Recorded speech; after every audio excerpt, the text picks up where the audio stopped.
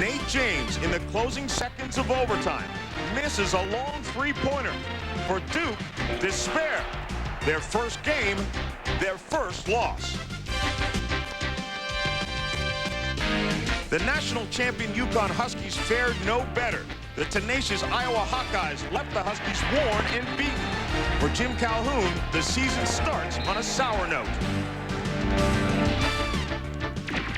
And these are the faces of champions, two of the best college basketball programs of the 90s. Duke, a runner-up last year, runner-up to #1 UConn. But they both found out last night that was last year, and this is now, because Duke and UConn will meet in the consolation of the Coaches versus Cancer IKON Classic. Stanford and Iowa will meet in the championship game. Welcome inside Madison Square Garden, everyone. John Saunders alongside Dick Vitale. I know when you got your schedule before the season started, you said, I can't wait to get that great matchup between Duke and UConn. Well, you've got it. I'll tell you one thing, John, we got it in the consolation game. But as you said, two proud programs, two of the great programs in the 90s. In fact, to me, Duke is the team of the 90s. The bottom line is both coaches, Mike Krzyzewski and Jim Calhoun, know how to get teams to come back. Hey, think about it. Last year, these teams lost 2 games. Tonight, one of them will leave here with 2 L's. But I'll tell you one thing. The one great thing about college basketball, losses early don't eliminate you from the hunt for a national championship. And they will be in the hunt. The storyline for both games last night, very similar. Neither of these teams did much up front. Everything was perimeter, John. Everything was shoot the three, shoot the three. Somehow, Duke has got to get some scoring on the inside. Carlos Boozer, I believe, is a kid who can provide that for them. On the other side, Connecticut went exclusively with perimeter play. And Kevin Freeman has got to find a way to go back inside and get him some scoring, as does Voskuhl and Saunders. It's still Duke and Connecticut, baby. It should be a lot of fun. Both of these teams will be intense tonight.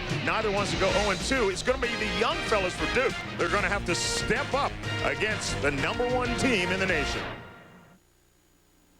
This matchup, because the loser will go to 0-2. Let's take a look at our starting lineups, and they'll be similar to they were last night. For Duke, they start the freshman at point guard, Jason Williams, Nate James, who struggled yesterday. Chris Carrawell had a career high. Shane Battier was tremendous from the outside. Matt Christensen and Nate James, the guy we're talking about, had 1 point last night, 0 for 8 from the field, including the final shot of the game in overtime. Well, you know, Johnny had such a brilliant preseason. As you look now at the Connecticut lineup, Khalid El-Amin starting at point guard, Albert Mooring, who's going to have to do more tonight, Kevin Freeman, Edmund Saunders, and Jake Voskuhl. And Jake Voskuhl did not attempt a shot against Iowa. You know, he picked up 2 quick fouls inside, and he was dominated by the kid Jakes. Jakes played outstanding. Let us not forget that Stanford and Iowa played outstanding basketball. You look at the Iowa kids, they played with a lot of enthusiasm, and Oliver was such a star early in the game. On the other side, Stanford got great balance. You need balance to win. Jim Calhoun readies his troops, and there's Mike Krzyzewski. Well, you can see what he has done, and everybody knows about the national championships and the trips to the Final Four and just everything he has done for the world of college basketball. And if there's been someone to rival him, maybe not on the Final Four level or the national championship level, but as far as success in the 90s, Jim Calhoun is right there. Well, what he has done for that program at Connecticut, Lou Perkins and I, a fine athletic director who does a great job. We're talking before the game. He said, I got one of the premier coaches in America. He knows how to win. What he has done to build the enthusiasm and spirit in that Connecticut program, he's a Frank Lloyd Wright. He's an architect, so you don't think I didn't know that. Architects. Absolutely. Referees for tonight's game, Jim Burr, John Cale, and Bob Donato. We are about ready to get things underway. Voskuhl goes up and taps it to Saunders, and we're underway. See, I would get some touches right out of the gate to Voskuhl inside. Make them feel appreciated. El-Amin, the thumb in the air, drops it to Freeman. Back to Voskuhl. El-Amin has it again. Mooring comes off the screen, wants a closer look. The shot is up, rattles around, no good. Saved by Duke, and Jason Williams off to the run. Jason came up to me before the game tonight. He said, I want to apologize for my performance. I said, you don't have to apologize for anything. He figures this is New York. He's from New Jersey. It's like being on Broadway. He had 10 rebounds, and he scored 13 points. Christensen nowhere to go. Comes back out to Williams. His shot a little long. High rebound. Freeman had it. Off of him, Duke basketball. Last year when you had Duke, they had such presence in the post with Elton Brand. So good that he became the #1 selection in the draft. Then they were able to come off the bench with someone like a Chris Burgess. A Burgess would be unbelievable this year in a Duke uniform. Unfortunately, he's down in Utah. Shane Battier was launching a three. No good. And well, Battier is more than capable of knocking that down. You'd like to see him on the blocks a little more, I think. Yeah, John, they got to attack the basket. They didn't get enough free throw attempts last night. Saunders leans in. Great high-low entry. Saunders got to provide that ability, and he has that kind of talent. You know, I said, unfortunately, Burgess is not here. Rick Majerus says, hey, wait a minute. Yeah. Fortunately, he's with me at Utah. So doesn't see anything unfortunate about that. And we got a turnover in the corner. Both these clubs, when you look at their jerseys, you look at the coaches, the intensity, the pride is unbelievable. They have such unbelievable passion for playing and knowing how to win. Last night, both these teams got down big early. 10-0 Duke was down. 14-2, UConn was down. Well, UConn was down 15 also at one time. Freeman thinks about the shot, in for a closer look. Loses the handle. Jason Williams comes out of there with it, leading the break. There's James. His first basket of the year, James. What a way to get it, Jam City. Nice look by Jason Williams. 3-on-1. Made the right pass. Voskuhl trying to make a move in the post, and Christensen was there, and the ball goes out of bounds. Here's the freshman, Jason Williams. There he is spinning out. St. Joe's Metuchen. He's going to be a very good point guard. James running the court. When you're struggling as a shooter, that's what you got to do. Get some easy baskets in transition. Battier. Saunders all over him, so Carrawell comes to his relief. You're right, John. They got to try to attack the basket, post up a little bit more with Battier, and Carrawell can also post inside. Carrawell pulls up, launches a jumper, a little long, rebound to Voskuhl. El-Amin quickly on the break. Dumps it down for Mooring. And a foul is going to go against Duke. Looks like El-Amin got knocked down up on top. Well, he made the original pass and then trailed the play, so didn't quite see exactly what happened to El-Amin. Had a super conversation with him this morning, and I'll tell you, he was in great spirits. Really had a very positive attitude. He said the loss, I believe, is going to help us to mature. There's the dump down. 45-degree angle, Mooring with the drive. And El-Amin's in the back. I wonder if he tripped over Jason Williams, perhaps after. No. Battier. Oh, there's contact by Battier. Battier didn't see him and ran him down. Elbow to the jaw. Here's a key player for Connecticut. The guy that they got to replace is Ricky Moore. Moore gave him such presence defensively. I thought individually, as an individual defensive player, Moore was the best in America. Mooring can play defense, but he's also going to provide the jump shot to make up for the loss of Richard Hamilton's jump shot. Yeah, Mooring just 2 of 10 from the field in the loss last night. But it's early, baby. It's early. No reason to panic. That's what makes this one so much fun. I mean, this national championship game a year ago. Carrawell with the move. Backs Freeman up. Christensen was wide open. Tough pass to get things it up. No good. Oh! James grabbed the rebound and hit the deck hard. I've had a lot of hustle, a lot of scrapping and clawing going on out here. It's like a little NFL action. You knew these two teams were going to be intense, trying to avoid the second loss. And here's a look at it. We'll get to it in just a moment. There's the diagonal pass. See, Christensen is wide open. And they converge on the basket. See, they're going to leave Christensen basically open. He's got to be able to convert some of those around the basket. Battier attacking the basket that time.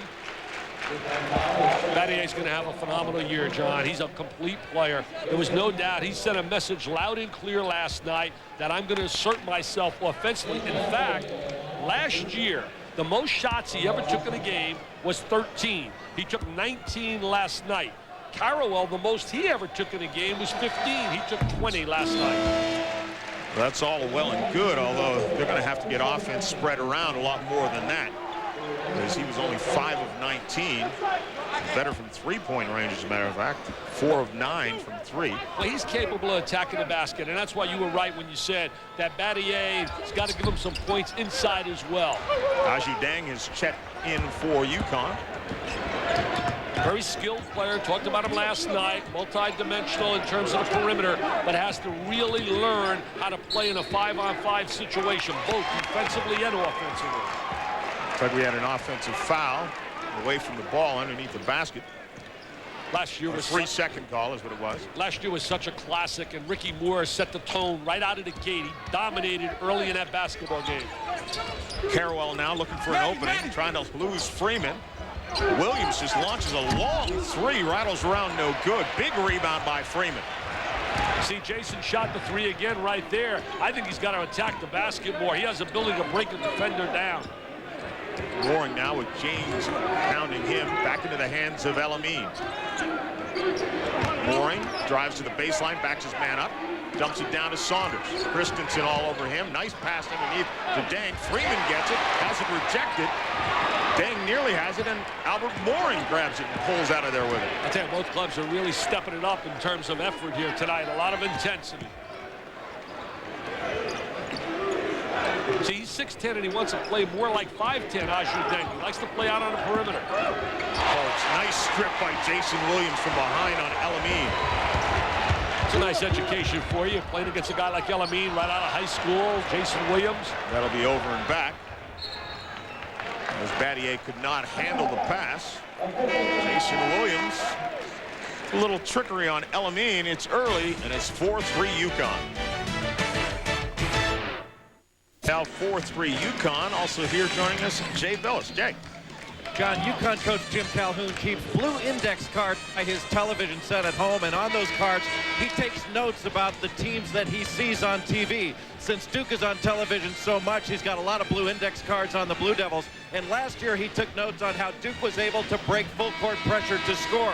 What's notable in this game today is that UConn has not put on their 2-2-1 three-quarter court pressure against the Blue Devils. They've chosen more to stick with their half-court man and some token pressure in the backcourt by Khalid El-Amin. It'll be interesting to see if he goes to that 2-2-1 later on in the game, John. No, exactly, Jay. And he told us that he probably will mix it up a little bit. Saunders' shot will fall. Nice move by Saunders to get free in a lane, but you got to convert that wide open in a 3-second area. UConn 1 for 4 from the field. Duke 1 for 7. So these teams have kind of started tonight the way they left off last night. Both teams really playing and inserting themselves defensively. Little zone right there by Duke. Moore's shot is no good. Battier, or rather, that was Boozer with the rebound, and so Williams now dumps it underneath. Oh! Battier traveled. He got the pass back from Dunleavy and then kind of caught it midair and came down walking. Yeah, Battier was surprised. Dunleavy with the good look. Freshman from out of Portland, Oregon. People familiar with the name. His dad, the coach of the Portland Trail Blazers. There's the no-look pass by Jason Williams. And there's the little look by Dunleavy. Sometimes you can be a little too unselfish. You're 5 feet away from the goal. You got to think about taking the ball to the basket.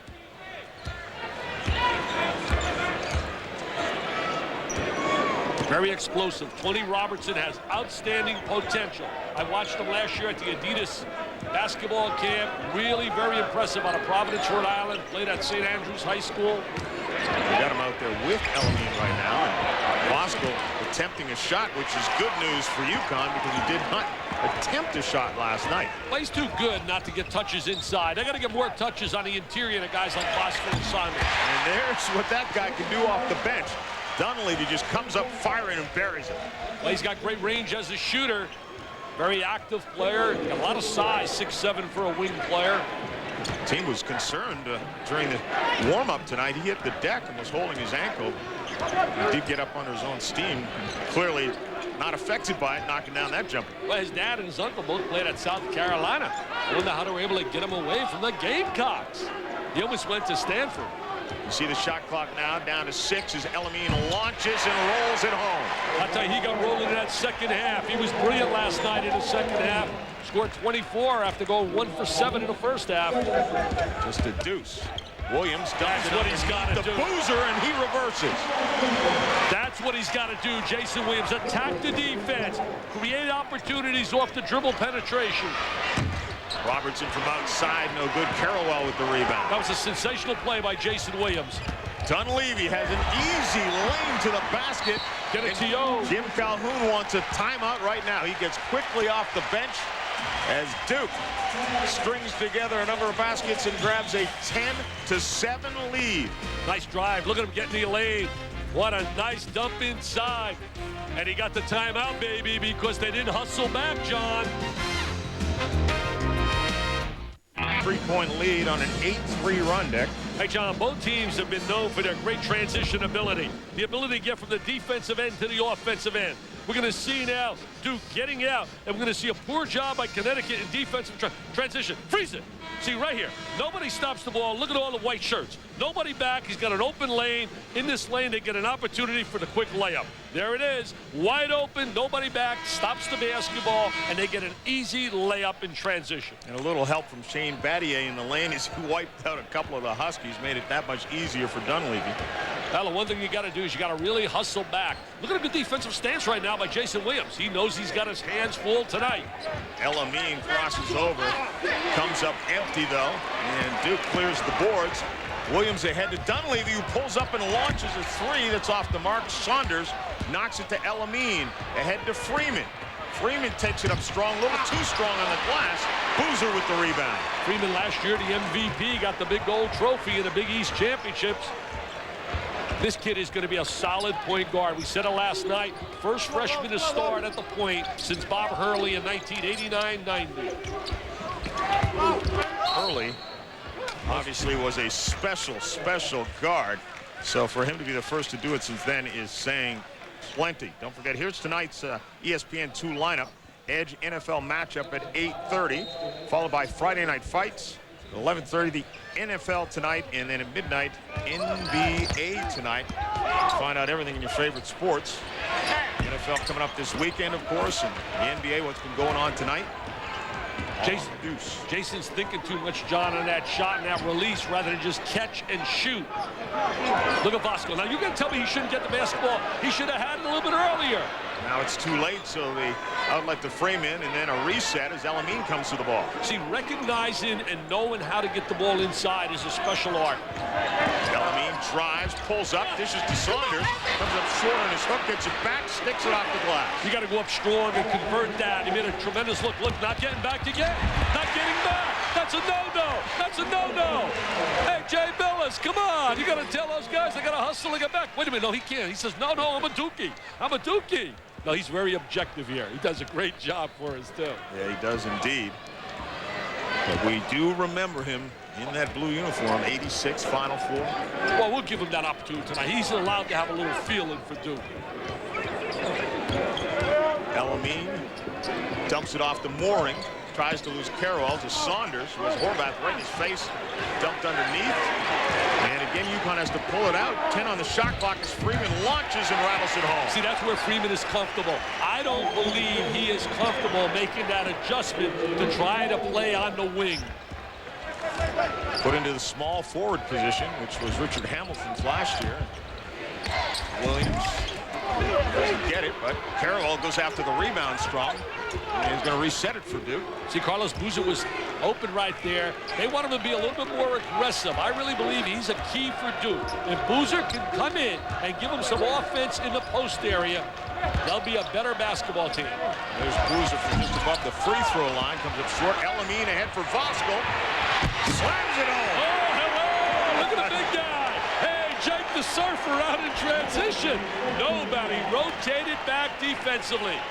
Jake Voskuhl, welcome to the 99-2000 season. See, that's Connecticut basketball.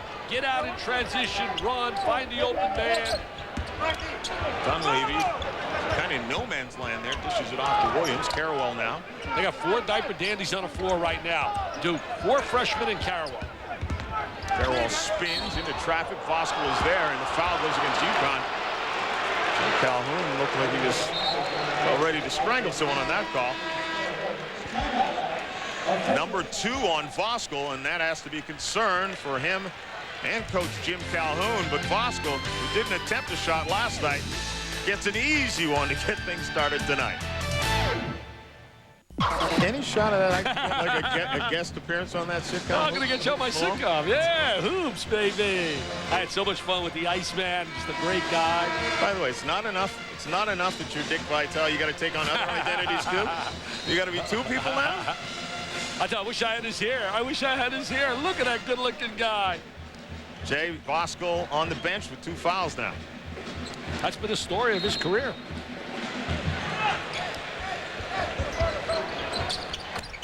Dunleavy from the outside. What a nice little curl move, set play. Dunleavy and Williams, and these kids are going to be special players in a Duke uniform. Robertson running the point now. He's a combination guard. He's a very explosive player. Freeman into the paint. Little jump stop, and the jumper's good. Can't allow him to get in that area. Once he gets in the 3-second area, he's automatic. Here comes the 2-2-1 press that Jay Billis was talking about earlier. Carrawell got to step to the basket. Dribble.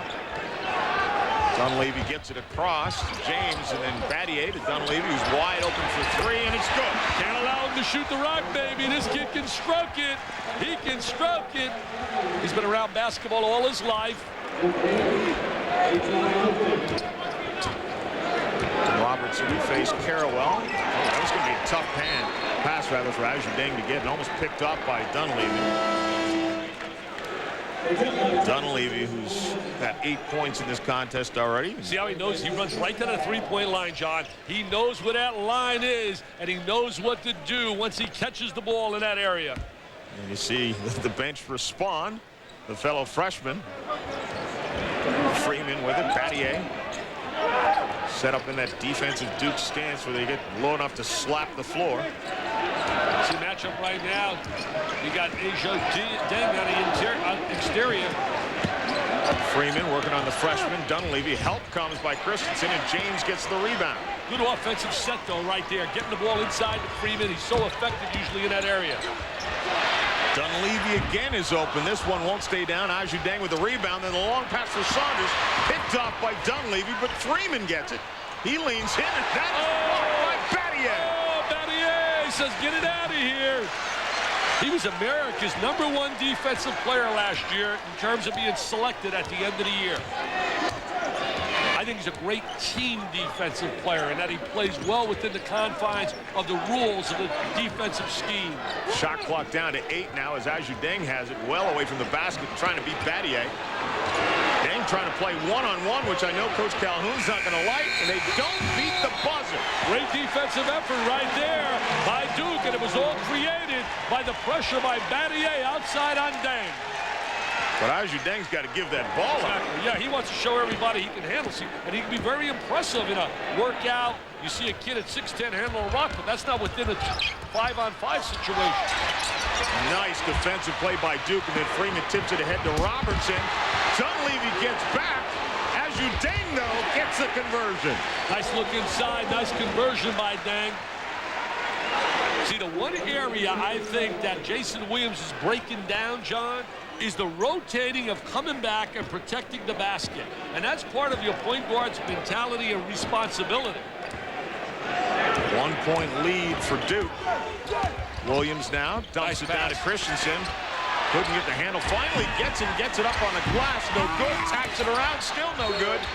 And then we got a foul underneath. Tough luck for Christensen. Really working hard inside. Here's a kid, very limited experience. Timeout on the floor. And Shane Battier was their leader last night. Tonight trying to do it defensively as well. And what we'd expected, a tight 1-point game. A coach is there to give hope. A coach is there with answers. That's what the American Cancer Society is for people who are battling cancer. A coach in the most important game of all. Life. Hope, progress, answers. Point lead, 7:28 to go, and Dick, UConn did come with the press finally. Well, here's their 2-2-1 setup, and right now they're trying to get a lot of ball movement against it. You want to utilize a diagonal pass. They're trying to retreat, not any trapping areas. But here's the key. Dunleavy running, freeze it right here. See Dunleavy running right to the 3-point line. They're going to get it to him here, and that baby's going down. Right to the wide open area, right to the 3-point line, and he knows how to finish, and be in nothing but nylon. He knows how to fish too, probably, I would imagine. Freeman comes to the ball as James gets out on him in a hurry. El-Amin back on the floor. Carrawell gets a hand in his face. Saunders turns on Christensen. Shot gets on the iron, won't stay down, and Freeman grabs the rebound. They're looking for some help. Really active inside now. Here he is posted inside where he's comfortable, number 33. Cox with the ball. His first 4 times tonight. Looks to drive. Dumps it down for Dang, who can't handle it. Cox, another kid, a freshman, highly acclaimed. Played at the same high school as Chris Smith, former outstanding player at Connecticut. Out of Bridgeport, Connecticut. One of the big-time recruits, first big-time recruits, is Carrawell leans in for Coach Jim Calhoun.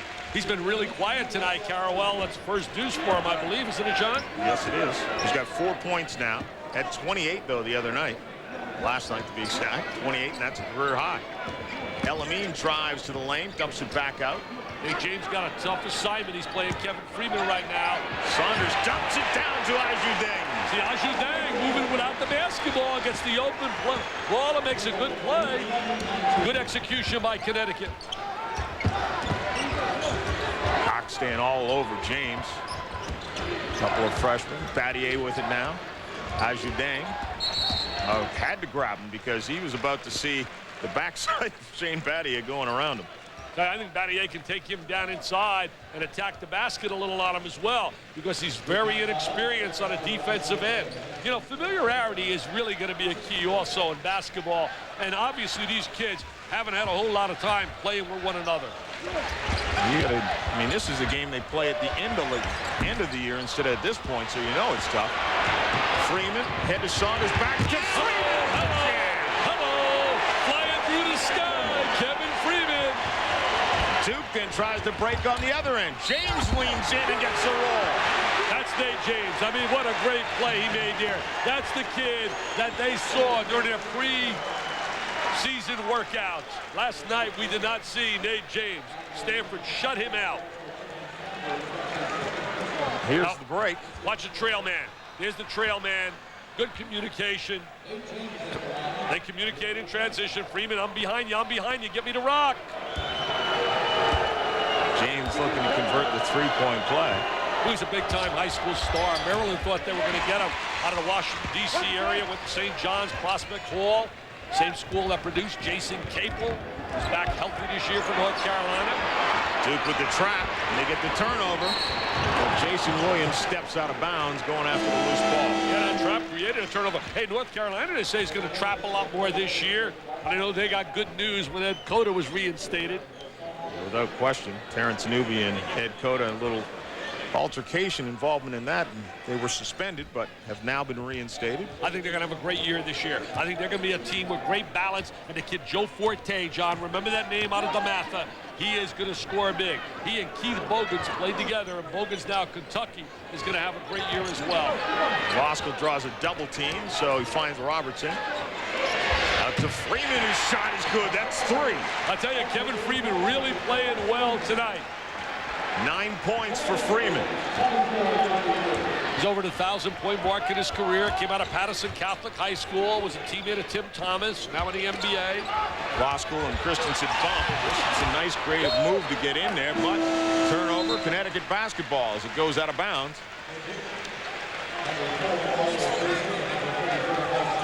Dick, I know you've been following the Sports Century 50 greatest athletes as I have, and I'm telling you, number 11, Joe Louis, is one that everyone absolutely admires and looked up to. Heavyweight champion from 1937 to 49, longest of any heavyweight, but was just a great man as well. Well, you know, having coached in Detroit, I've heard so many stories about Joe Louis, and they've all been very positive. His dedication to youth as a champ was special as well.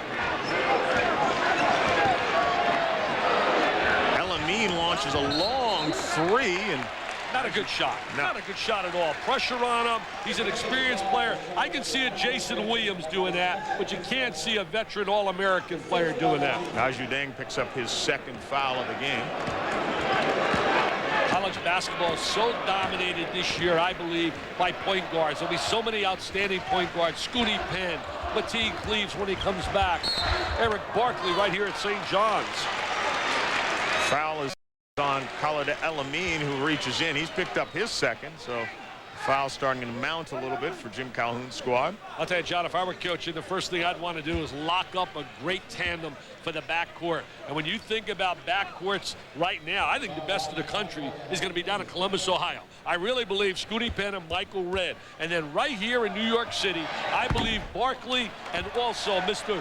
Thornton are going to really excite people. Hey, Temple's got dynamite perimeter players with Sanchez, also the kid Lynn Greer coming back, and Wadley. Oklahoma State's got Gottlieb and Atkins and a bunch of guys. Alexander Mason, who can play in a perimeter. As Udang gets ahead of, got ahead of Battier, but then Boozer out, and Boozer steps in front. You could just see, though, that Aju Dang is going to be a major factor at Connecticut. You really can, John. It's just a matter of him getting into the flow of the game. He was almost in the flow of the next game on this one because Boozer just kind of clipped him with the hip as he went past him. Obviously, he's got to get stronger physically. Got to fill out that frame. He's only been playing basketball for 9 years.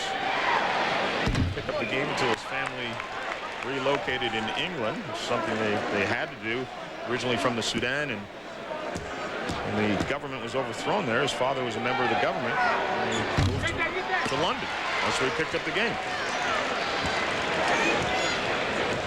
I didn't know you were such a history buff. I mean, you're right on top of it. You're right on top of it. You're probably an A student in history. I can't name the current president, though, therefore I'm not qualified. Turnover on Duke.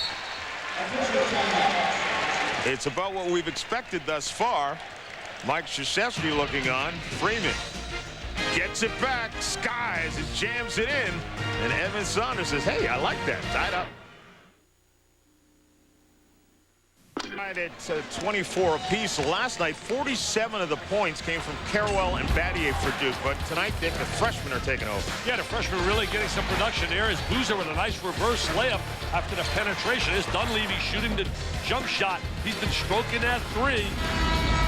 Dunleavy already tonight with 11 points, 4 of 6 from the field right now. So spreading the wealth around a little bit. For UConn, there's good news. They had 21 points at halftime last night against Iowa.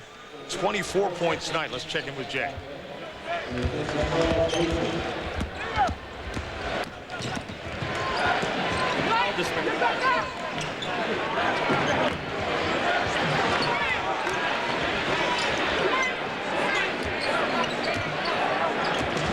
Robertson with the ball now.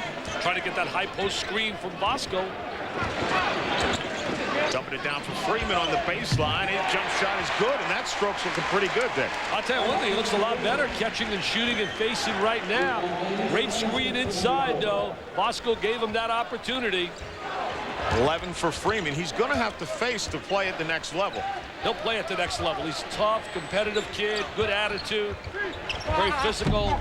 And a nice rebounder there as well as Freeman goes up on the miss by Carwell. He has really stepped up here tonight. Freeman gets it again. James quickly out to meet him. Oh, they missed Voskuhl. Oh, he wants it. He had great post position. He's a little frustrated right now. I don't blame him. Aju Dang off the mark. Voskuhl says, hey, that's a pass, I guess. He said, you guys don't want to give me the rock? I'll just get it off the glass and lay it in. Come on, get me some touches, baby. I mean, you could have seen the frustration on his face. He was posting so well. Williams comes off the screen, is short with the jumper. Oh, what a nice back tip. up and in by Carwell. Now watch Voskuhl inside, trying to get position. El-Amin pulls up, backing up as he launches a shot. Carwell with a strong board.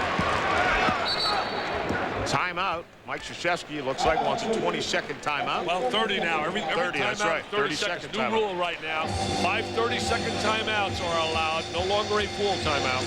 Got stuck back in yesteryear. This is a change in the rule for this season, the 10 extra seconds. And the reality of it is they were never 20-second timeouts, and they were never 30-second. They're a little longer. Don't forget, at halftime, Digger is here. Digger Phelps will join me. Where is he? He's working. He's sitting side. He's working the house right now. There he is right there. Digger working the house. Look at shaking Digger. hands. Yeah, Digger, look at this. He Running wants for to run for president. president. He's in New York City. He's doing his notes. He's got all kinds of notes. That's a list of the restaurants that Digger's going to go to tonight after the game, as opposed to talking to Steve Alford. He should be preparing for that. I know one thing. He will not reach down in that pocket, baby. The next check he picks up will be the first. We'll look back and we'll talk to Steve Alford tonight at halftime. It's coming up in about 2 minutes. Battier, oh my goodness. No defense at all, no help. Voskuhl got beat, but there was no help to come over. Battier active on the inside. Look at the smile on his face. He's, I can't believe I was that open. Got a smile on Jimmy Calhoun's face. Now watch right here. Drives to the basket. Right down the lane with a little jam. He's going to have a big-time year. There's no doubt he'll be an all-ACC player for sure this year. And 3 fouls now on Aju Deng. Battier pumped up as they've scored the last 4 points to get this thing tied up again, and the three-point play conversion gives Duke the lead at 29-28. I got 3 all-ACC players already. This season ain't even started. Before it's all said and done, they'll be locks. Ed Cota, Battier, and Terrence Morris. Yeah, so now we only got to argue with that. Now we only got to find 2. The folks that aren't at Maryland, Duke, and North Carolina might not be that happy about that. Freeman loses it. Morin thinks about the 3. Closer look, launches off the shot clock. Freeman, to me, is showing a lot of diversity in his game. He's really attacking the basket, even though he had the ball pop out of his hands right there. You got to like his body structure.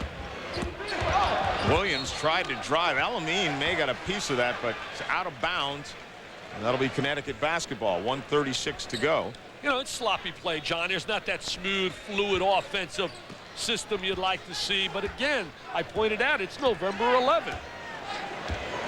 Or is it the 12th? Is it the 12th? On my calendar it says the 12th, so I don't know. I'm still living November 11th. You might have last year's calendar. I'm still shocked to see these 2 teams playing at 6:30.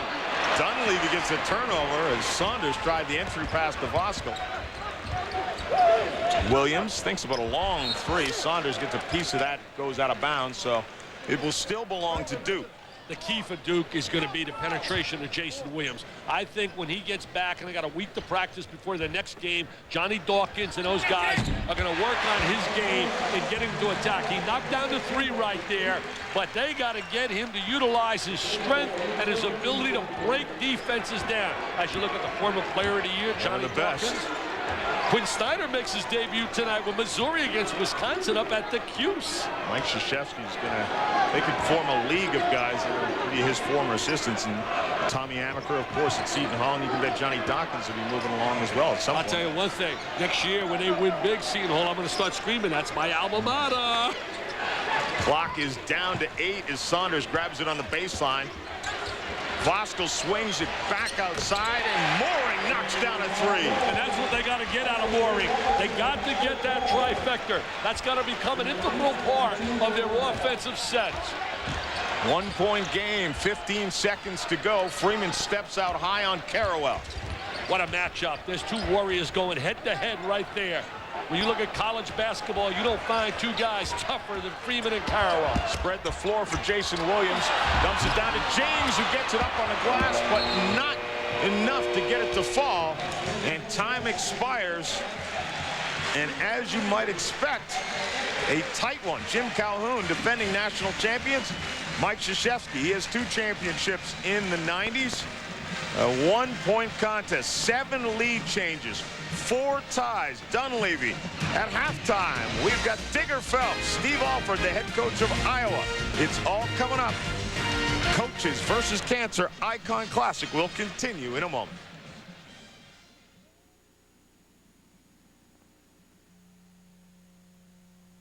In Madison Square Garden last year, these 2 teams met in the final game of the year. Tonight they're meeting in the second game of the year, and Duke has a 32-31 lead. And one of the reasons that they're playing in this game, well, Steve Alford is one of the reasons. John Saunders, Digger Phelps, and joined by Iowa head coach Steve Alford. First of all, congratulations on a tremendous game like that. I have to ask you honestly, did you feel your team would play that well? Well, I think all you can do going into an opener like that is to believe, and I think our kids have believed since late March. They've worked awfully hard last spring. They had a great summer, and we've had a great fall of our conditioning, our weight program, but we are just 22 days into a brand new program, and I couldn't be more happier for them. I thought you did a great job of taking Dean Oliver early in that game and let him run that team his way, even though he got in foul trouble. That was very important for you to jump out 16-4, but it was his leadership. Well, if we're going to be the team we hope to become at the end of the year, it's got to be Dean's show, and Dean's going to have a lot of pressure put on him. It's the junior year, and I think junior year, that's a pivotal year for kids that are thinking about the next level. So we're giving him a lot of responsibility, both offensively and defensively, and I thought he responded last night. Steve, I got to ask you, how much mileage do you get? Because times are different right now. How much mileage do you get out of being such a young guy? Guy that's not that far removed from being, no, I'm not talking to you. You're far from a young guy. You get any mileage out of it? The times have changed. It helps to relate to the players. Well, I hope so. I don't know. I just I try to be myself, and part of my style is getting in there and mixing it up a little bit. And, you know, I don't do the full court thing anymore, but half court, I don't mind getting in there and doing a little 3-on-3 and showing people how to move without the ball. And I probably don't mess with the stance anymore, Digger, but I think that's what we have fun with. You know, shoot-arounds, I'll get in, and you know, Jake, I got on Jake because he was 5 and 9 from the line last night. I told him, I said, hey, if you make your free throws, you're looking at a 25-point night. And he said, hey, I bet with those balls you can't make 10 in a row. So at shoot-around today, I hit a college 3 and an NBA 3, and I just threw him the ball. Hey, yesterday, before the shoot-around, you come in, I grab you, and I say, hey, let me ask you something. All this stuff about you teaching man-to-man defense, I watched it in the end, and you couldn't guard a bank. Isn't it great how it comes full cycle? 6 minutes to go in the game. You make a move. You go to a zone to protect your guys in foul trouble, but Connecticut wasn't ready for it. No, and we had to do that, Digger. Right? We had Luersman, Galloway, and Oliver all with 4 fouls, and I knew we had to have them down the stretch. They got the lead, so I had to get them in a little bit earlier than what I anticipated. We felt like we had to go zone at that time. Steve, I got to ask you now, you're one of the greatest high school players in the history of Indiana. My buddy here was coaching at Notre Dame while you were in high school. What happened? How did you not end up as part of the Irish? What happened? Knight got him. Yes. Yeah, he got a guy named Scotty Hicks, who's a great friend of mine, and Scotty was a tremendous player. We had a great class. There was a lot to choose from in 1983. We had a tremendous class coming out, and he got a great one in Scotty Hicks. Let's get to tonight's game. I really think you got a great challenge. You're ready for this. You go up against a Stanford team. They don't have Mark Madsen, but what are your fears going into a game? Will you have a letdown? Well, I hope not. I think our kids are excited, and they feel good about themselves. But realistically, we know we got a long way to go. 7 of 9 kids that played last year are gone. We're in a new system. But, you know, it is Madison Square Garden, and I think it's something that's very exciting for us. Size is a big concern for me tonight. Yeah, Madsen, of course, unavailable for Stanford tonight because diving for a loose ball, the end of regulation, he pulled his hamstring. He's going to be lost for about a month. I know you don't want to see anybody get hurt, but certainly helps your team's position. How good do you feel this Iowa team could be? A little better than perhaps maybe you thought coming in? Well, what I've been impressed with is they're really trying. They're trying to impress the coaches. They're listening. They're following game plans, and that's part of it. We maybe not be as talented as a lot of teams, but they're listening well, and they're trying to get better, and that's a lot of fun to coach. Great challenge tonight, though. Dean Oliver against, Michael McDonald did a good job. He hit the 2 threes in overtime. An interesting matchup playing man-to-man. Well, it really is, and I've told him that McDonald doesn't carry the same name that El-Amin carries yet, but he's an outstanding player, and if you're going to be going from a good player to a great player like Dean hopes to do, it doesn't matter who you're playing. You're playing a game of basketball, and you got to go out every night and do it as best you possibly can. So it ought to be a great matchup. All right, Steve, we expect it to be, and good luck. Thank you very much. Win number 2 against Stanford, perhaps, as Mike Montgomery looks to start the season at 2-0 as well. Well, Michael Dunleavy is a guy who started well tonight. Bombs away, part of Duke's lead.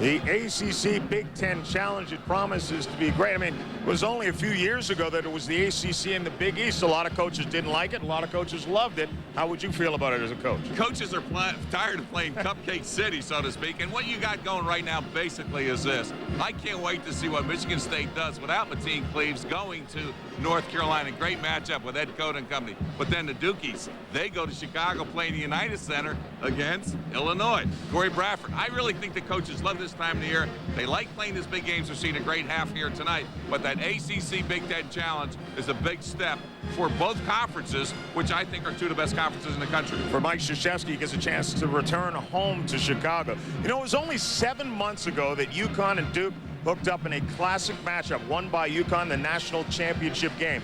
And here they are meeting again. We thought it might be nice, though, to take a look back through the eyes of the two teams that played 7 months ago.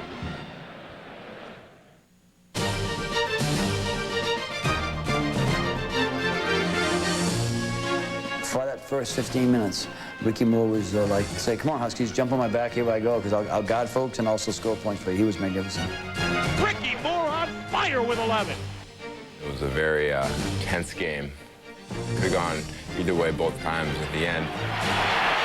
Langdon shoots a three, and he got it. After Tracy hit that shot, you know, that put a lot of pressure on us to come back down and make a play. El-Amin picked up by Branch, stop and go, takes it all the way inside, floats it up and in. If there was a sub at the scorer's table, action would have been stopped as the ball went in. I would have called a timeout. But we had something set up in both situations. And Langdon has the ball coming down to 9 seconds. Langdon spins into the lane. He shoots. He traveled. He tripped. It's over. It's all over. UConn is the national champion.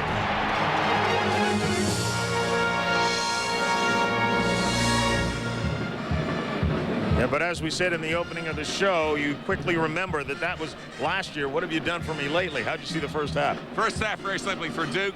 Michael Dunleavy coming at the 16-minute mark. He was the spark, getting the threes, and Carrawell shutting down El-Amin. El-Amin's got to get his game going if they're going to win. 1-point contest right now, as you might expect it, between two of the best programs in the country. Kevin Freeman had a good first half. Duke leads it by 1. Matchup to get you ready for what's happening this weekend. Friday night fights. Get you ready for something that's going on tonight. Junior Jones and Tracy Patterson. The NHL tonight and the NBA tonight. And Dick, on the NHL tonight, Barry Melrose. Well, you know, what do you mind? Yeah, he coached Wayne Gretzky when he went to the NHL Finals, didn't he? You're right. Yeah, that's what I know. You knew that? Let me tell you this. Gretzky thinks the world of you. We went to dinner with him. I mean, I'm going to play like a groupie right now. What a super guy he is. Without question, we should have a super second half coming up. Madison Square Garden, coaches versus cancer IKON Classic. Duke leading Connecticut by 1. John Saunders alongside Dick Vitale. Now I'm doing a little double duty here. Digger at halftime, you and we get sweated right now. How did you see the first half? Well, you know, when you look at the first half, I thought both teams played very hard, played with a lot of enthusiasm. Shot selection still a question mark. El-Amin did not have a strong first half, 1 for 4. And when you look at Carrawell and you look at Battier, didn't really assert himself on the offensive end. You look at the numbers right now, John, the 4 for 10 and 3 for 7 at the three-point line. Impressive bench points. Certainly Duke gets the edge in that situation. And I think the one positive that I saw in that first half was Kevin Freeman really stepping up, going 5 for 10. Shea Billis, what'd you see? John, out of the locker rooms, UConn talked in the locker room about containing Duke's penetration. They want to do a better job of keeping the Blue Devils out of the middle. They also want to identify shooters. They have been hung up on screens and not fought through. That's why Michael Dunleavy able to get 11 points in that first half. Duke wants to push the ball up court faster to get some easier baskets. They've caught the Huskies napping, getting back in transition a couple times. They also want to post higher on the lane. They've been getting caught too far down low, John. All right, Jay, we'll look for that in the second half as Battier launches a 3 that's no good. El-Amin taps it to himself. Well, Christensen set the screen for Battier to get that look. El-Amin out of control there, turns it over. Jason Williams was running. Dumps it to Christensen. Back out to James, who lets fly with a three. That's no good. And Saunders has the rebound. They got to make the extra pass and get a little bit more on the interior. Everything they're looking seems to be on the exterior. Remember last night, El-Amin was quiet for a half and then exploded in the second half. Mooring for three. That's good. Can't allow him to square his body and get a good look. That's his great weapon, the ability to knock that shot down. They looked for Voskuhl that trip. He got double teamed and got it back out, and those shots are going to be there when Voskuhl gets double teamed, but you got to get it down there to him. Williams answers back. Jason Williams, St. Joseph's Metuchen High School, a vital part of this Duke program this year. You know he's got to have some family members and friends. They told me 30 last night. He needed 30. I told him go see John Saunders. He's got all kinds of tickets. Yeah, but they're for Broadway shows, unfortunately. Mooring thinks about the three. Dribbles into a double team. Voskuhl has it. Voskuhl, good passer from up high as well. Shot clock is down to 7. Voskuhl now. Clock at 4 as Mooring finally lets it fly off the mark. Rebounded by Jason Williams. You know, he had 10 rebounds last night as a guard. Looks to be a very good rebounding guard. Quick shot. It's good. Deuce. Foot on the line. He'll be a big-time player, John. I don't think there's any doubt about it. You got to remember now, we're seeing this kid in his infancy. I mean, just starting out as a diaper dandy and a lot of responsibility. Being a point guard at Duke, a team that's expected to win, and you're asked to step in and be an immediate contributor. And step in behind some of the great point guards in the history of college basketball. Well, when you think of Bob Hurley and Tommy Amaker, Quinn Snyder, Wojciechowski, they've had their share of outstanding point guards. Liam Avery. Voskuhl's hook, no good. Saunders, nobody got a body on him and puts it in. But Connecticut does a great job getting good rebound position from the weak side. They seem to be always in the right spot. That's just coaching. You don't win as big as a Jim Calhoun wins and not understand all the little parts of the game. See, right now, Battier's got to get him some scoring inside. He's got to go down there, post to want the ball. Dump it into him. Dump it into him. Farewell gets fouled by Freeman. I can never understand how guys don't understand the concept of when a guy's got the guy behind him and he's got his back in his gut, dump him the ball inside.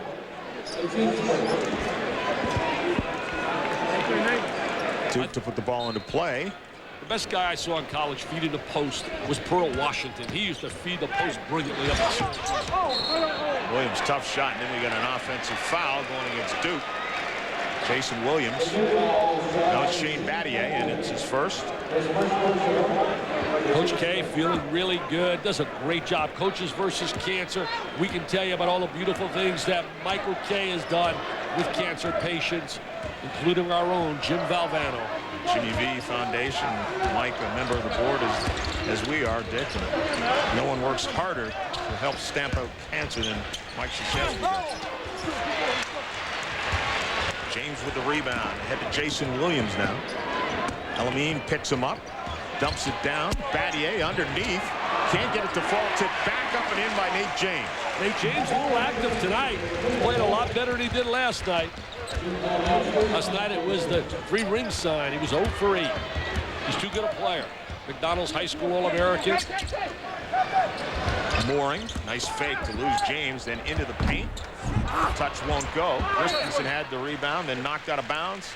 That's Duke's basketball. We're going to watch dribble penetration. See, once you get in the gap and you attack the defense, it creates opportunities. And that's the area that Jason Williams has got to utilize in his arsenal. Attack the defense. To the corner, Battier for 3. Off the mark. James skying for the rebound. It's tapped and it's out of bounds. 3-point Duke lead.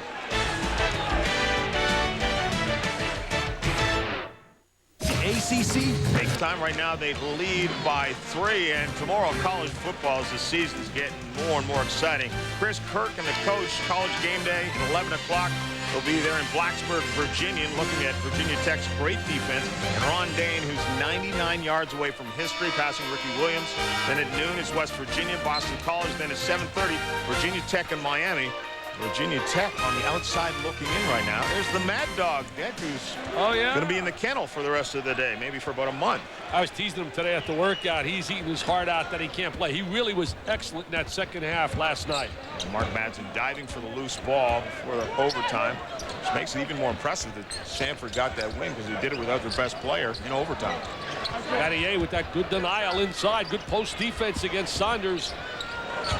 Shot clock is at 7 as Freeman hangs, dumps it down to Voskuhl, who converts. Very unselfish right there. Had the nice little triangle with Freeman up at the top of the line, and down in the boxes Voskuhl and also Saunders. 6 points for Voskuhl.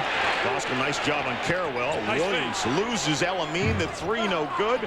Tapped up and around, out of bounds, Connecticut basketball. I think Jason Williams is 2 3-point oriented. He has got to utilize ability to get to the basket. That's why Bob Hurley, and the threes came, and Hurley became a very good college three-point shooter. But he always attacked the defense, and that will happen with Jason Williams.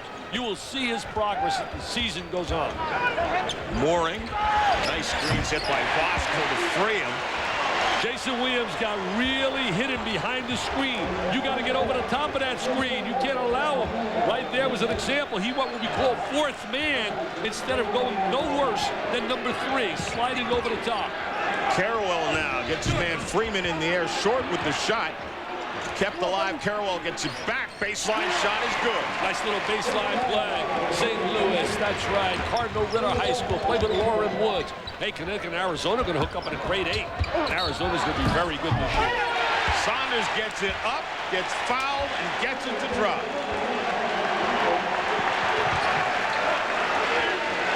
Eight for Edmund Saunders.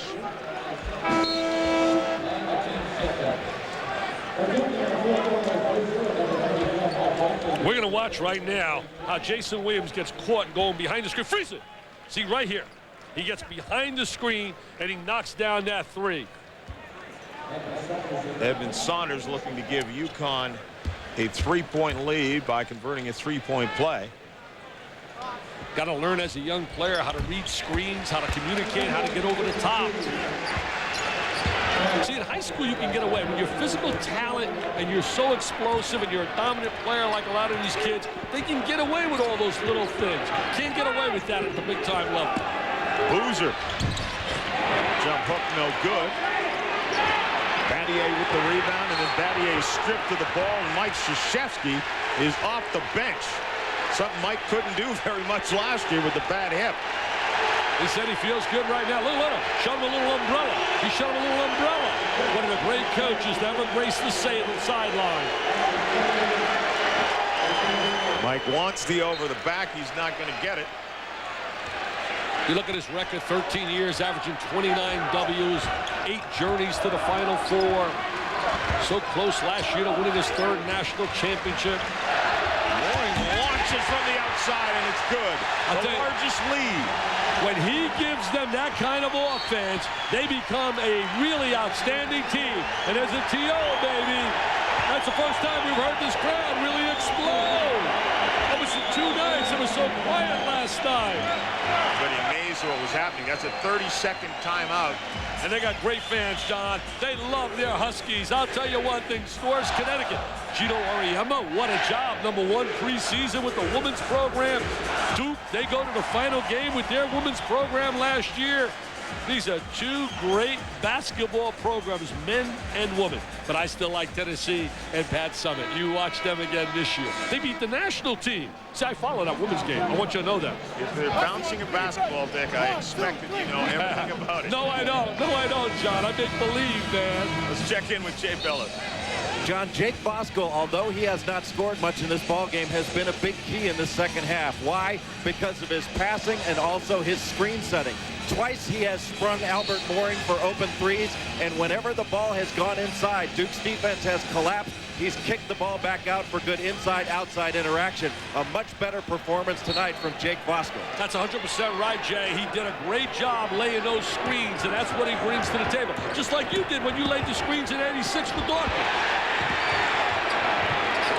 Turnover stolen by Mooring.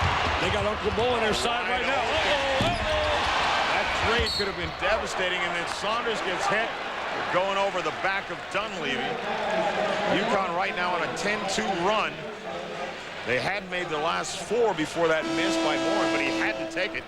They could not get a run last night. The one thing that they did so brilliantly, Iowa, they shut down any kind of run by Connecticut. And if anybody's followed Connecticut over the last 10 years, they've been a club that's had some explosive runs. Edmund Saunders to the bench for Robertson and Ajudang in the game.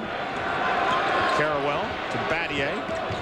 Trying to lose Freeman. Carawell launches a 3 that's short, barely grazing the front iron, and Battier hits the deck for the ball. Jump ball situation. Possession area is Duke. I tell you, Shane Battier always diving, hustling, scrapping, showing why he was America's #1 defensive player last year and a great role player last season. Did anything they wanted him to do. Play behind guys like Brandon, Langdon in terms of stardom. I tell you one thing, can you imagine if Duke had all those kids in this lineup, if they had Maggette and Avery and Brand and also Burgess coming back, I think they would have been heading to be one of the great teams ever to play the game. And that's the sad part. We will never, ever see it. Battier's shot no good. No, the freshmen that came in that year, if they'd have been able to stay all 4 years, we would have seen some team.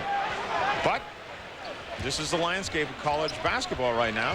And the nice thing about college basketball is there are high school kids coming up every year. Well, that's what that excites. Stars. Seeing some new kids on the block.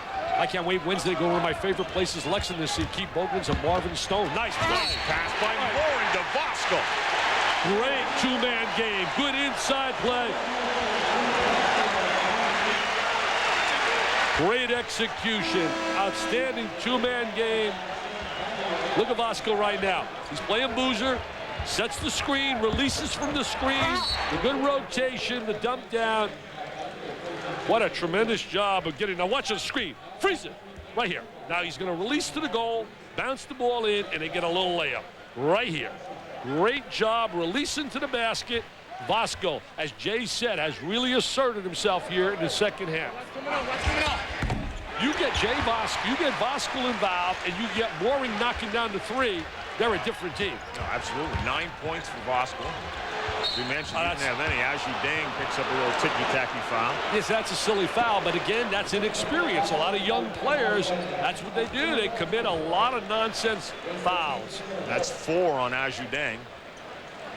Remember, playing up that rule, John, after the 10th foul, you have the opportunity to either shoot the free throw or take the ball out of bounds, and I don't like it. I agree with Steve Alford. The game of basketball, the art of it is making free throws as well, and that is the beauty of it all. A kid going to the line, having to knock that baby down under pressure. I don't like the option. What a move by Battier. Well, that's a momentum breaker, and he had to make the big play and step up as the veteran player on the team. Just 6 points for Shane Battier. Freeman trying to do likewise on the baseline. Mooring tries to dump it back down to Saunders, and Dunleavy intercepts ahead to James. James takes it in. Voskuhl says no. I don't know about that, baby. I don't know about that one. It was close, but I got one eye, so I'm giving a break. You got it was close. One less eye and a lot less hair than Jake Voskuhl. Ooh, what do you think, John? It was close. It was close, baby.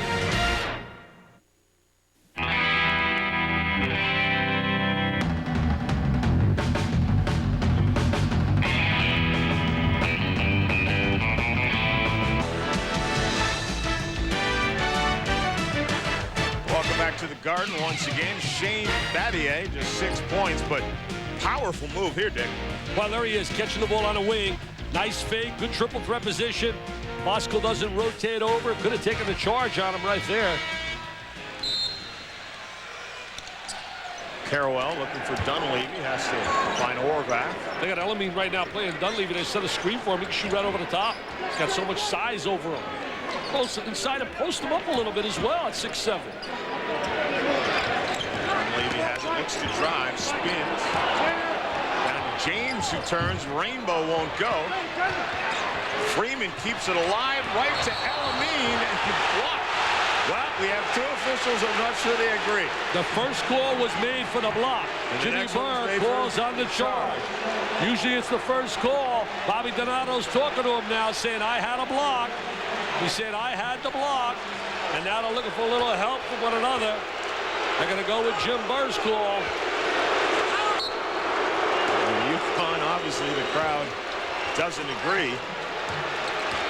It's one of those tough calls. Well, it looked like he did give him that step generally that on a play like that they want to have you establish. So nice strip by El-Amin on Dunleavy, though. He took the ball right away, just got it right out of his hands. Freeman launches, no good. Voskuhl tips it around a couple of times to El-Amin. Great move on Horvath, can't convert. Freeman strong on the glass, no good. I tell you, Freeman is really so tenacious on the inside. Connecticut playing with that extra bounce, and they're getting it and feeding it off right off this guy right here. He's got the Iverson look, the Sprewell look. Oh, nice little drive. Now watch Freeman inside. See him, look at it, attacking the glass. One time, two times. El-Amin traveled.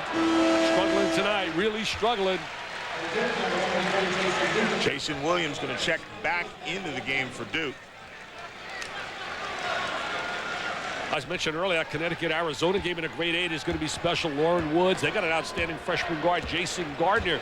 And certainly Michael Wright is going to be a big-time player this year for Arizona. But another great matchup will be Kansas and Michigan State. I'll tell you one thing. You watch Roy Williams' club. You talk about the 90s, the job that man has done. But I really believe this year Kansas is going to be dynamite. Chenoweth inside at 7 feet. Kenny Gregory, Jeff Boschee, I think is going to really mature as a point guard. And Nick Collison, who had got down to Duke in Kansas, is there. You remember that diaper dandy, Nick Collison. Williams, Voskuhl comes over. Horvath gets it, and he double dribbled. They're really playing well on the defensive end right now, Connecticut. They're fired up, playing with a lot more emotion. Robertson with the ball now. To Saunders. Voskuhl wants it. He should have had the ball, John. Should have had it. He was wide open. You know, everybody gets on a kid's case. The kid doesn't get enough touches. I was getting ready to say that earlier tonight, that the offer we can't really necessarily blame totally on Voskuhl, especially based on what we've seen tonight. Freeman pulls up, dumps down to Voskuhl. There he is. Jake's the man. Right now, Freeman made that happen. Again, we talk about dribble penetration. Dribble penetration. 11 points now for Jake Voskuhl. Look at him right here. Freeze it. Look at it. He wants the ball. Get him the ball, baby. Get him the ball. He wanted the rock. He got it on the next play. James coming off his screen. Voskuhl steps up. James loses him. James finally knocks down a big one. 9 points for Nate James now. 6-point lead for UConn. They trailed. Get it to him. Dump it inside. Robertson pulls up. Short. Williams with the rebound. You're right, Dick. He was wide open. He was wide open in that sequence as well. Posted inside. Christensen tries to create something. James gets the rebound. Comes out of there with it. Dumps it back down. Carrawell up with a hook. It's good. Nice post move right there by Carrawell. Went down in deep. Sealed off exceptionally well. I'll tell you, Voskuhl really fighting for position inside. Freeman with it, swings it out to Robertson. Voskuhl looked at the ref. He said, Christensen mugging me. He's all over me. Saunders down to Freeman. Off the glass, no good. A rebound comes loose. James ahead to Carrawell. Almost loses the handle, but gets the flush. And then Mike wants the pressure. He wants full court pressure. Carrawell out in transition. We got a good one. Connecticut at Duke, baby. That's the name. The names don't change. The players may leave, but it's college basketball. David Gavitt said it one time and said it so beautifully. He said college basketball is about the name on the front of the jersey, the NBA about the name on the back of the jersey. And as long as it says Duke and Connecticut, it's going to be exciting. The question is Duke getting a little run going, now down by 2. We talked about college football on ESPN. How about the lineup on ABC at noon Eastern? Michigan and Penn State. Penn State, of course, trying to come back from the loss to Minnesota that took them out of the national championship hunt. Then at 3:30 Eastern time, regional matchup. Ron Dame will get Ricky Williams' record. Facing Iowa only needs 99 yards. And Nebraska against undefeated Kansas State. Kansas State and Virginia Tech both undefeated, but on the outside looking in right now in the Bowl Championship Series. I think Virginia Tech could be upset city tomorrow in Miami coming down here. And they're great defensively. First time I heard about him was Lee Corso.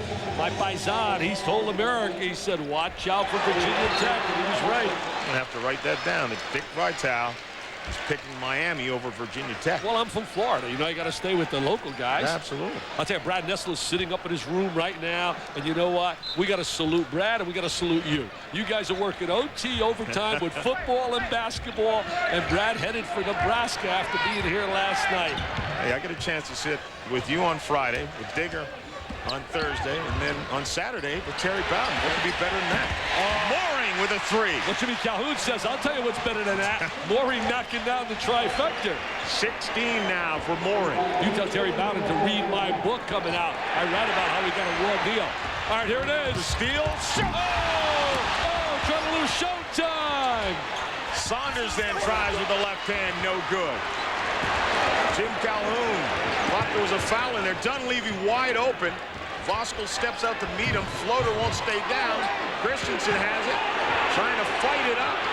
Saunders with the block. I'll tell you, Christensen really trying to give his all, but a little bit limited in terms of skills. Just a kid playing so hard. Hasn't played in a couple of years, too. Exactly. He went on a Mormon mission for 2 years as a medical redshirt. But the one thing you got to admire, he certainly gives everything he has. James coming off a screen. His 3 won't stay down. Voskuhl with the rebound. Real danger time right now for Duke. It is danger time. The next 3 minutes, they can't afford to allow Connecticut to get a spurt. Important possession here as Voskuhl comes out to meet the ball and drops it to the hands of El-Amin. Freeman. He's been the man. Freeman has been the man for them tonight. And Mooring has it. Oh, he's feeling it. Moving screen called and offensive foul. That was big because that goes down, John. You're looking right there at an 8-point lead. 54-49. Jim Calhoun has the lead. UConn's lead is 5, and it could have been even more if not for the last moving screen. When they had the moving screen, you got to be stationary and allowing that screen and making that happen legally. Now watch right here. We're going to see him. See a little move? Oh yeah, there's no doubt about it. There's no doubt about it. They can moan and groan all they want. That was absolutely a blind guy like me can see that, man, all the way over here. Voskuhl, though, after having a lot of goose eggs across his numbers last night, except in the foul department, has really come to play tonight, getting out in transition, fighting underneath for rebounds, and then converting the easy baskets. I'll tell you, he looks good at times, John, and take this to the bank. He will play at the next level. There's no doubt he will play at the next level. This year in college basketball, there's some really good centers. Chris Mims going to be sensational at Texas. Kenyon Martin at Cincinnati. What a team they got this year. Chenoweth, Brendan Haywood. Dunleavy, that's an NBA range 3, no good. Christensen chases down the loose ball. Back into the hands of the freshman Dunleavy. Battier launches an NBA 3 and gets it. Battier's stock just keeps going up and up and up with all the things he can do. And certainly with his attitude, he's just a solid all-around guy.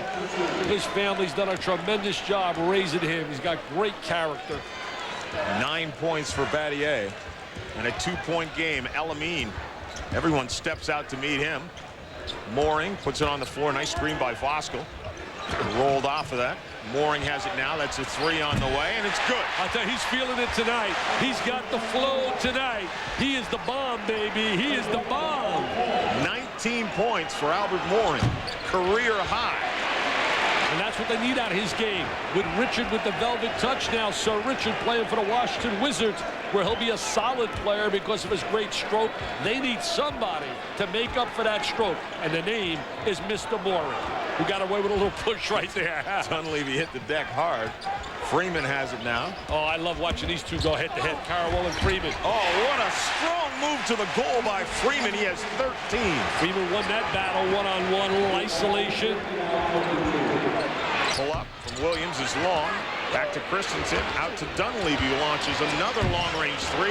That is short. See, I think too many three-point shots, John. Not making the extra pass, trying to get some offensive sets. getting some movement without the ball, with the ball, and just running to the line and letting threes fly. You're not going to win consistently doing that. Well, Duke launched 33 three-pointers last night in the loss to Stanford. You got to have more balance in your offense and inside and outside. They're 6 for 21 from three-point range right now. El-Amin, 5 on the shot clock, launches a three that's no good. Strong rebound by Freeman. I'll tell you one thing, he's been a star tonight. He's got that little smile on his face. You can see why he got the gold trophy last year as the MVP of the Big East. They won 5 of the last 6 Big East championships, regular season, 3 out of 4 in a tournament. What an unbelievable job done in the 90s by Jim Calhoun. Voskuhl dumps it down low. Turned over, and Battier comes out of there with it. So Williams who lets fly with a three, and that right now is the offense of Duke, and that's got to concern Mike Krzyzewski. Christensen trying to create underneath. And then he and Voskuhl go at it as Christensen grabs hold of Voskuhl and the ball. We need no heavyweight championship fights here. There's one tomorrow night with Lewis and Holyfield. We don't need one right here. Play some hoops. Play some hoops. This kid's just working so hard. He's frustrated. He's really frustrated. Can't get the ball to fall his way 2 nights in a row. Freeman talking to Voskuhl and saying, hey, we need you, big guy. Playing a great game, yeah. Looks like a surfer. I said it last night. Doesn't he look Surf City to you? He looks like a Surf City guy. There's no surf in Katy, Texas. I guarantee you that. I know that's what Brad Nessler said last night. You guys think alike. He heads out to California. I can guarantee you that. Approaching 4 minutes to go here in this game, and UConn has a 7-point lead. Usually it's El-Amin time in the last 4 minutes, winning time. His eyes light up. He loves making clutch plays. I said last night, he's the Muhammad Ali of college basketball. Cocky. James, though, with the steal there, is Carrawell with him, and the pass is behind Carrawell. Bad play right there. 2-on-1, you got to get about 12, 14 feet apart.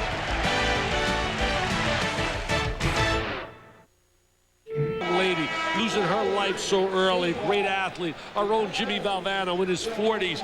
My dad, who was in his 80s. But to watch the pain he suffered and what he went through battling that cancer at the end of his life really broke my heart. And I just beg people out there, really, if you know someone you love, just maybe make a little donation on behalf of all those people that need your help, because we must stamp that disease out.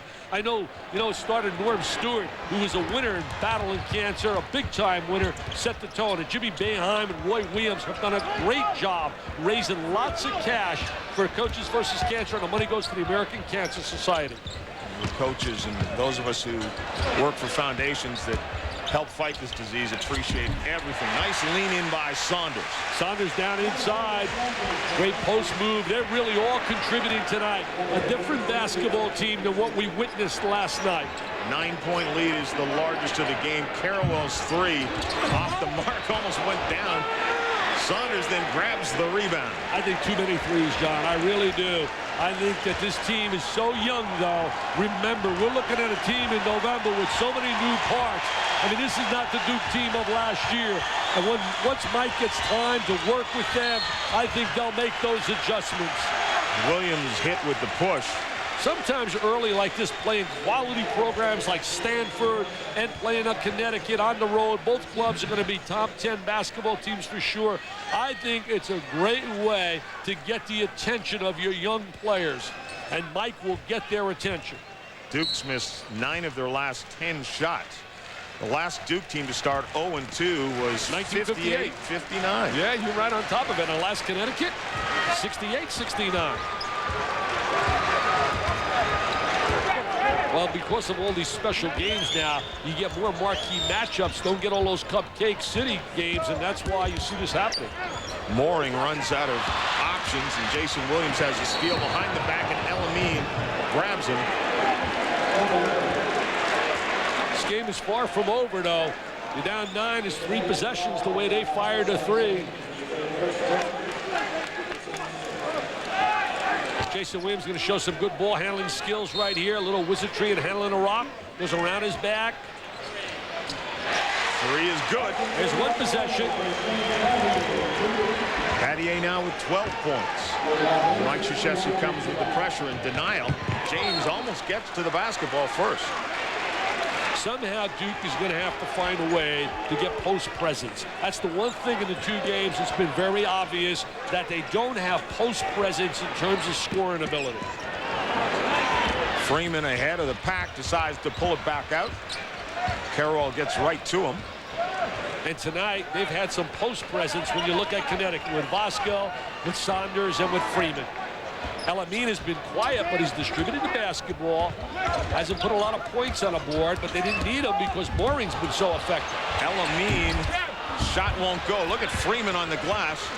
Jason Williams, who got up the deck after El-Amin beat him, goes to the hole, and he'll go to the line. See, that's what he's going to do a lot more of, and he has that ability to attack the basket so he can create foul opportunities, because that's another part that's missing with Duke right now. Not going to the free throw line a lot because they're not attacking the basket. Absolutely. As a matter of fact, this will be their first free throw of the half. Wow. They took just 6 in the first half, so you're right, not going to the basket. Shooting those three-pointers. Don't forget, up next is the Edge NFL matchup. Ron Jaworski, Merrill Hodge, and Susie Colbert. They'll preview all the games coming up this week. It's so great to have Susie back at ESPN. Now we get Michelle Tafoya as well, and that's the place to be. ESPN and ABC, that's the place to be. Everyone comes home eventually. Exactly. Got so much to offer. Now, Duke is the national champion runner-up last year. Looking at going 0-2, they would be the first runner-up since 75-76 to do that. It was Kentucky after losing UCLA. And both those teams started 0-1 the next year. So this is the first time that's happened as well. Freeman ahead of everyone. Nice catch. Could have got a piece of that lob pass. You mentioned Kentucky. Spoke to Tubby Smith today and Fran Duffy doing their game Wednesday. And I'll tell you, he's excited about his young kids down in Kentucky. Parallel for 3. Duke's trying to make up the points in a hurry. Down by 7 with under a minute and a half to go. See, that's what happens sometimes. That three-point shot, you try to get everything back so quickly. Duke now 7 of 26 for threes. Later tonight, in about 45 minutes, as a matter of fact, 9 o'clock Eastern time, it'll be Stanford and Iowa in the championship game of the coaches versus cancer IKON Classic. And I guarantee you, everyone knows Stanford was good. That was not an upset of Duke. Stanford winning that game. They're strong up front. But I guarantee you, no one expected that it was going to be Stanford, Iowa in the final. You're right, John. And I'll tell you one thing, though. Again, that little victory, and I mean, it was unbelievable. Iowa getting that win sends a message loud and clear how tough the Big Ten is. Well, I got to ask you this. I'm doing my homework for this game. I got your magazine, which, of course, is where I go for my most important and vital statistic. You've got Iowa rated 7th in the Big Ten. Well, wait a minute now. 7, that's high. Do you know this? Several magazines I was looking at, they were 10 and 11. 10 and 11 in several magazines. So that is really a shock that they won that game. But it's going to tell me how tough the Big Ten is going to be this year, because there's some dynamite clubs in that Big Ten. With Illinois, Michigan State, Ohio State, and never count out Indiana down in Bloomington with A.J. Guyton. And certainly when you look at Purdue with Cornell and with Cardinal, it's going to be a heck of a year. Mike Dunleavy trying to stay with Khalid El-Amin, which just isn't going to happen. That's an interesting defensive assignment. Very difficult in that matchup. Williams takes it to the hole, tips back his miss. Ball comes loose. Robertson has it. Under a minute left. El-Amin chased down by James, pulls it back out. A lot of Connecticut fans have to feel a little better. Now they go back home and they'll be unveiling that banner of the national championship team. Tuesday night they're going to do that. Yes, sir. They're going to unveil that banner. And you better believe it, Stores Connecticut. They'll be mighty proud. And at Duke, they hung up 3 banners last year. They hung up the Final Four banner, the banner that indicated #1 in the final poll, and also the banner for winning the ACC tournament championship. I believe they did the same when Jay was down there in '86. They also finished #2, losing to Louisville, and nervous Mr. Never nervous Mr. Purvis Ellison. And that year, they were #1 in the final poll and hung that banner up. There's no question Mike Krzyzewski would trade those 3 for the one that they're hanging down in Connecticut. but he's got a lot to be proud of. When that team goes 16-0 like they did in the ACC, I mean, that is special. Mike Krzyzewski, soon to be a grandfather. I know. Wow. Oldest daughter, Debbie, Mickey. overdue. I'll tell you one thing, though. You know, you think of Duke, and I just think of the enthusiasm and the excitement that it is on that campus when you go there to do a basketball game, and that will not change. And that'll give a big lift to a lot of these young kids. Williams tries to go in. Robertson reached in, and he'll get hit with the foul. You know, John, talking about a lot of teams, you see Jim Calhoun still working that sideline, but I know he feels a lot better now. Florida, the Gators are going to be sensational. I talked about great backcourts, and I didn't mention, and I should have, Florida. Brett Nelson, Teddy Dupay, Kenyon Weeks, Billy Donovan's going to have Gainesville just rocking and rolling. Billy Donovan, another one of those young coaches that are cropping up more from out and more of New York, frequently. right out of New York City. The way of Pitino. I can't wait to go down there. I'm going to be down here for the Florida State football game as he misses that free throw, and also for the Florida State opening basketball game. You got to come on down here. Friday night they play that. Saturday they play football. And I'm just going to be a fan cheering, man, having a blast. You're never just a fan. I'm just a fan. Somehow you show up. At Notre Dame, I'm just a father going there, put my sweatshirt on, and I cheer for the Irish. I'm not a broadcaster. Not in football. El-Amin almost stripped by Williams, and then Mooring gets fouled. Good performance by Connecticut. Coming back, really asserting himself tonight to get this W. Stanford and Iowa coming up at 9 o'clock, Dick. Of course. I like Stanford's depth. I really do. I think Stanford's going to be a really outstanding team this year. Michael McDonald grew up a little bit as the game progressed on the perimeter. Casey Jacobson, were you impressed with him? Extremely. Yeah, he's going to be a young guy. He is he's one be of the best freshmen in the country. And I love the two big kids. I think you saw last night, for example, you saw Jason Collins get 11 rebounds, show that with now he looks healthy, doesn't have the injuries. I met his mom. She was so proud last night. His brother played well in a box, and tonight they're going to have to both play exceptionally well because Jakes, I'll tell you, he was sensational for Iowa, and I love Dean Oliver. Battier with a long-range three that rattles down, and then the timeout. 20 seconds rather left. 15 for Battier. The time is running out on Mike Krzyzewski and Shane Battier. Notre Dame, Ohio State. Wow, Matt Doherty's got to play against the Buckeyes to make his debut in Columbus. They lost an exhibition game by about 30 points last night. I saw that, yeah. So it's going to be trouble going against a team that went to the Final Four in Ohio State. Matt Doherty, welcome to the Big Ten. And then, of course, Kansas State and Arizona.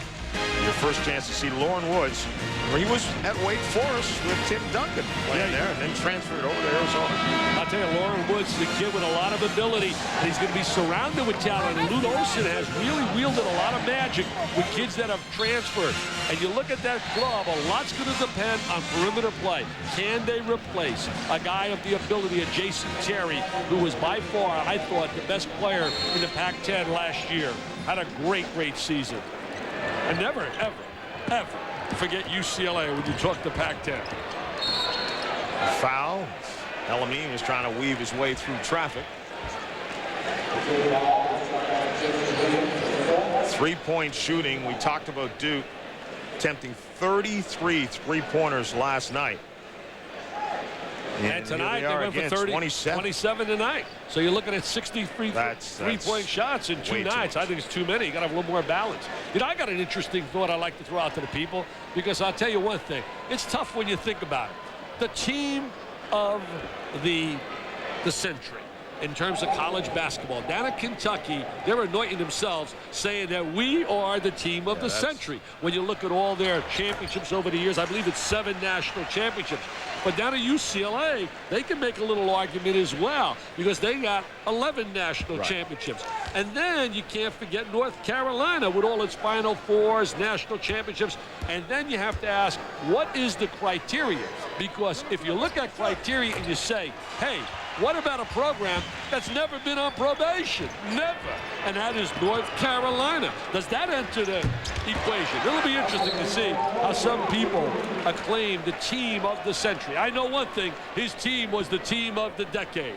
Williams with the long three there. No, I think you really have to perhaps look later in college basketball history, because the rules have changed so much as far as recruiting goes, that the reason sometimes those schools were the teams of the century or those current decades where they were just loading up with every single player that was available, because you could do that. You can't do that now.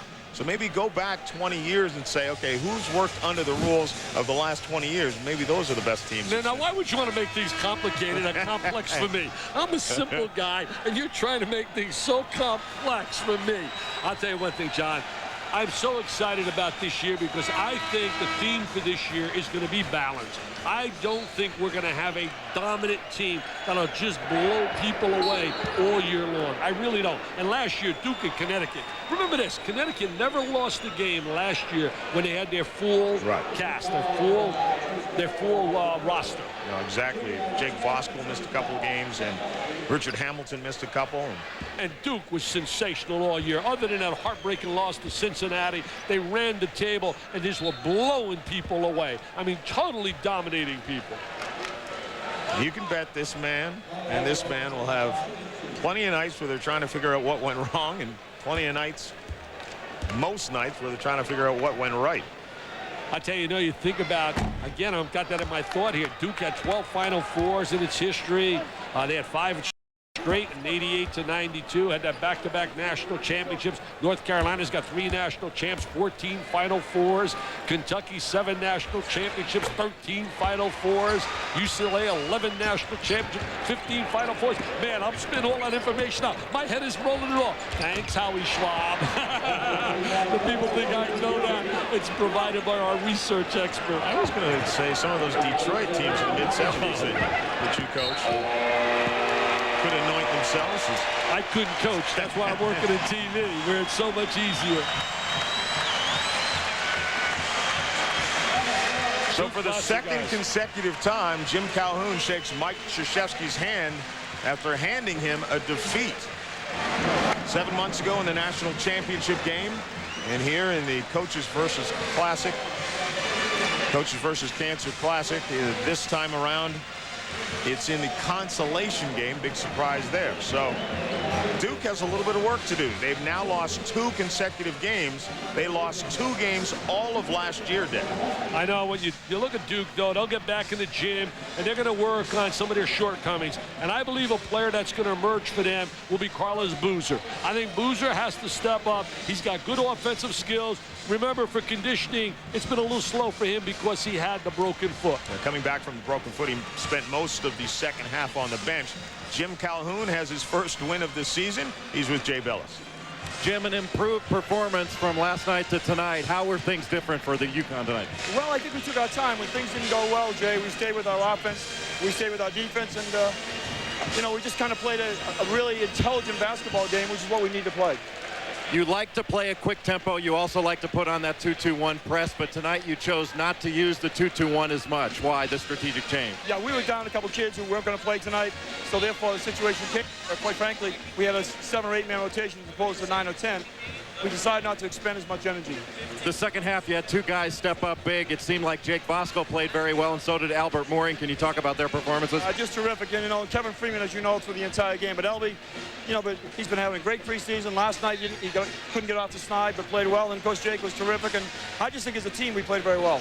We talked earlier today. You told me that this is not really a natural team with natural fits. What did you mean by that, and how can you make it a natural team? Well, I think one thing we have to do is stay with it a little bit longer. There was suggestions at a meeting at about 5 o'clock last night in the morning, a.m., about making some movements at that 3 spot and stuff. And, I really believe that Kevin and some of the guys can play their positions, and obviously it was proven tonight by a little bit of, our belief that eventually will work, but eventually we got to try to put this whole thing together, much as Mike does. I mean, I think both teams are, quite frankly, kind of reflective of each other. Jim, congratulations on a great win. Thank you, John? All right, Jay, thanks a lot. And UConn, that young fan, it's reason to smile right now. But adorable, adorable, adorable. One of the questions you have to ask, though, as far as Duke is concerned, they attempted 29 threes tonight, 33 threes last night. And Mike Krzyzewski, it seems, perhaps right now by design, almost as if he doesn't think he has a postgame right now. Well, he really doesn't have a postgame out there, John. Who is going to be the guy inside? I think Battier's got to invert a little bit more and give them some posting play inside, because you have to have that balance. Because if that three-point shot is not going down consistently, it's just going to hurt you. I think also they got to get a little bit more ball movement. They got to get more people involved, and they also need the penetration ability of Jason Williams, not to be content just pulling up and firing the three. From what you've seen over the last 2 days, and I know we talked about it before the games were played yesterday, that you feel that Connecticut can win back-to-back championships. Anything that you saw that might change your mind? No, I still think Connecticut, when it's all said and done, will be right there in the hunt. I think with Kevin Freeman stepping up, and they get Voskuhl involved, and they got a kid that if he would only right now do the things that Jim Calhoun wants, he could be a factor. So far he hasn't, and that's Doug Wren, who could be a three-man.